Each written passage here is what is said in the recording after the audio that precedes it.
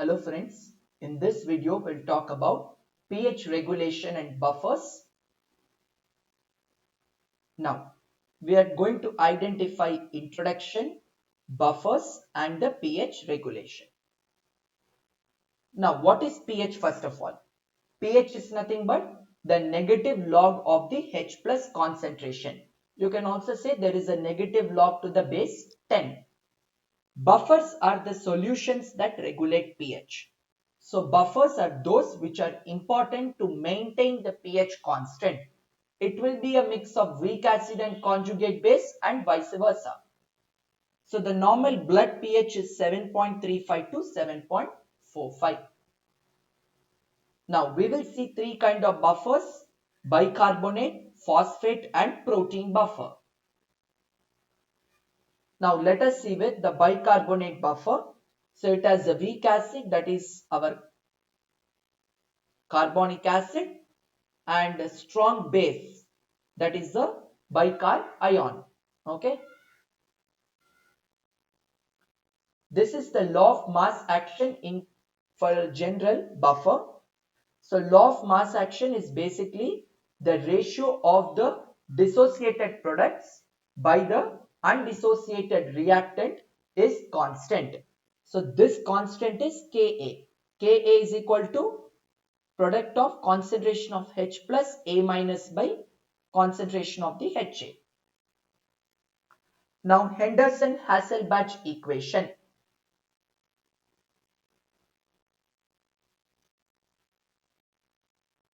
Now Henderson-Hasselbalch equation, let us see.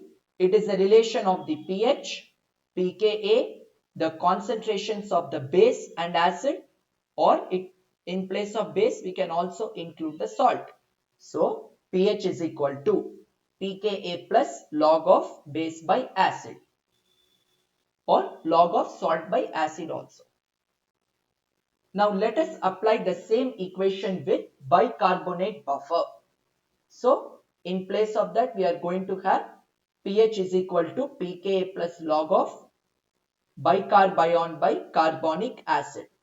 Now let us substitute pKa as 6.1, bicarb ion as 24 millimoles per liter. Remember the normal value is 22 to 24 millimoles, 22 to 26 millimoles per liter. Carbonic acid is as usual normal 1.2 millimoles per liter. We need not change it. So we'll substitute the values here. Let us verify whether it's 7.4 or not. So log 24 by 1.2, this becomes 20. So 6.1 plus log 20.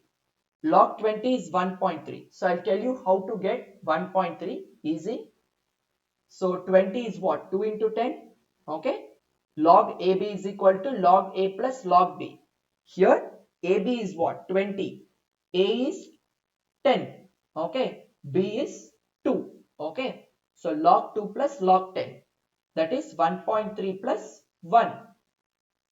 Sorry, 0.3 plus 1. Log 2 is 0.3 plus log 10 is 1. You will get 1.3. So here 6.1 plus 1.3 is 7.4. So exactly matching. This means that at a pH of 7.4, this buffer is effective. Now, why we need to maintain a ratio of 20 by 1? The reason is alkali reserve. Alkali reserve is a phenomenon where the H plus ions are effectively buffered so that the pH of the solution is maintained, so that we don't get any acidosis, alkalosis or nothing of that sort. Okay.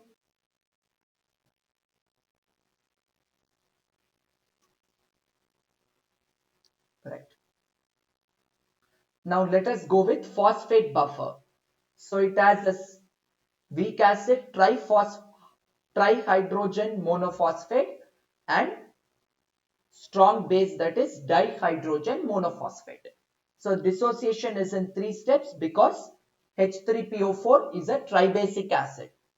So H3PO4 will dissociate into H plus and dihydrogen monophosphate. The pKa is 1.96. In the second step, the same dihydrogen monophosphate will become H plus and monohydrogen phosphate. Now the pKa is 6.8.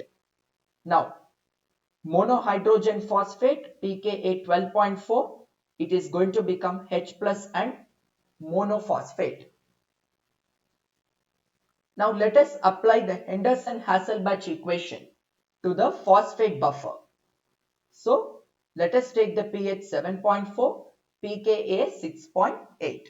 So as you can see, 7.4 minus 6.8 will become 0.6, that is log of salt by acid. Now the salt by acid is anti-log of 0.6. Remember, anti-log of 0.6 is 4, that's all. So the ratio is 4 by 1 compared to bicarb buffer that was 20 by 1.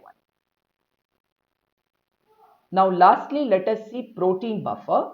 So protein buffer depends on the imidazole of the histidine. Histidine is what? Amino acid, right? Protein is what? What is the structural unit of protein? Let me know your answer in the comment section. The question is, what is the structural unit of proteins? Okay. So now the protein buffer is depending on the imidazole of the histidine, the ionization of it. So generally it will be 6.7, but he has given 6.1. That's okay. Okay. So this is important point. Now let us see the mechanisms of pH regulation, the respiratory and the renal mechanism.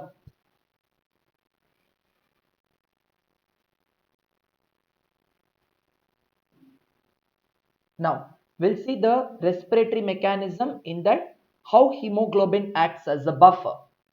So water and carbon dioxide combine together by carbonic anhydrase in the tissues. We'll get carbonic acid, then ionic dissociation to H plus and bicarb. H plus forms 4O2. So hemoglobin first takes up 4O2 and then 2H plus. Then it's reversible. Lungs exactly opposite of tissues. But remember, CO2 is going to be exhaled. Okay.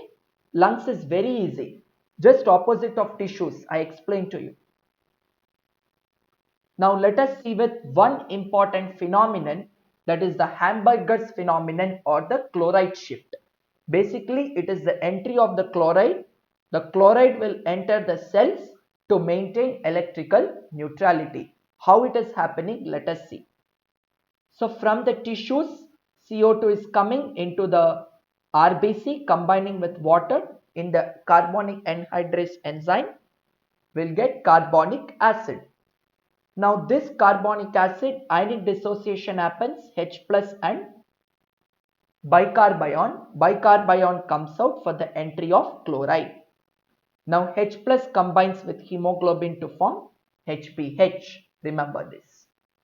Exactly opposite in the lungs. I told you for tissues, exactly opposite in the lungs. So we'll have to remember oxygen is coming from outside. Okay.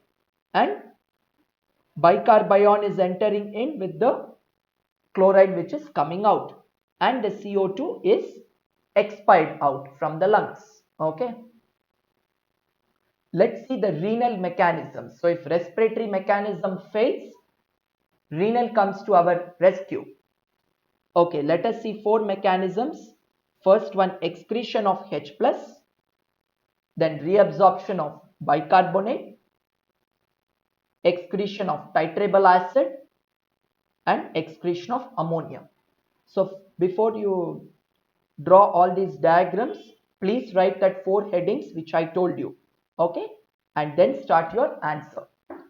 So now sodium from the tubular lumen enters the PCT, then straight away into the plasma. Now in the PCT, water combines with CO2 by carbonic anhydrase. We'll get carbonic acid dissociating into the H plus and bicarb ion. Bicarb ion is recovered to plasma, whereas H plus is combining with the base in the tubular lumen to form BH or HB. So remember one important point, okay, that is in the PCT this will be common, okay. So this step that is sodium from the tubular lumen to plasma, I told you. Then water and carbon dioxide forming carbonic acid and getting ionic dissociation. These two steps will be common for all the four mechanisms. Okay. So what is important, the core point that I will stress here. So here it will be, what we have to remember, H plus is coming out from the tubular lumen combining with the abundant amount of base to form BH or HB. Here the important point is sodium hydrogen carbonate in the lumen is forming bicarbion and sodium. Now H plus from the tubular cell is entering the lumen combining with bicarbion to form carbonic acid. There is dissociation by carbonic anhydrase to form CO2 and water.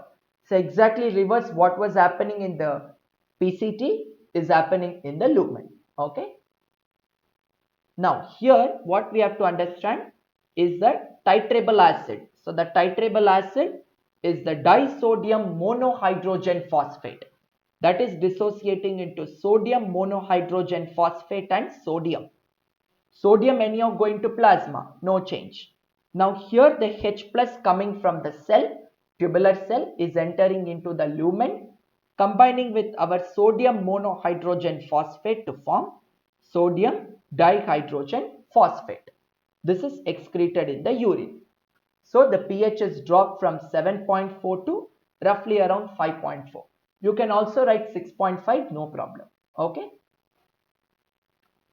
In this one, we have to remember that in the tubular cell, glutamate to glutamine is happening. Enzyme will be glutaminase. There is a release of ammonia. Okay. This ammonia from the cell is entering the lumen, combining with H plus coming from the cell into the lumen. So ammonia and H plus combine to form ammonium ion. This is excreted in the urine. Okay. So these are the four important mechanisms in the kidney or renal. So references from where I took the images. So thank you so much. I will see you in the next video.